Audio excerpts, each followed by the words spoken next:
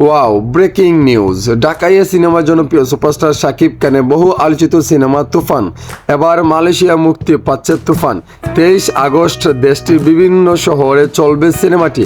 গেল ঈদুল আজহায় রায়হান রাফি পরিচালনায় তুফান মুক্তি পেয়েছিল। এতে অভিনয় করেন বাংলাদেশের জনপ্রিয় সুপারস্টার শাকিব খান ও অপার বাংলার মিমি চক্রবর্তী, বাংলাদেশের মডেল অভিনেত্রী নায়িকা নাবিলা, চঞ্চল চৌধুরী, গাজী রায়হাত সহ অনেকেই। মুক্তির পর দেশব্যাপী ব্যাপক আলোচনা তৈরি করে আকর্ষণীয় দার্জ গল্প নির্মিত ছবি তুফান। তুফান মালয়েশিয়া মুক্তি দিচ্ছে। এবার আপনাদেরকে একটি প্রশ্ন করি আমি, আপনারা যে বলেন শাকিব খানের জন্য এই ইন্ডাস্ট্রি নষ্ট হচ্ছে, এটা কেন বলেন? আপনারা এটা উত্তর দিবেন। শাকিব খানের জন্য সারা বিশ্বে জুড়ে এখন সিনেমাগুলো চলে, শুধু শাকিব খানের জন্য এমনকি পরিচালকদের জন্য। কিন্তু এখানে আপনারা পিন মারাটা একদমই উচিত নয়। আপনারা কি রে ভাই, আজব মানুষ!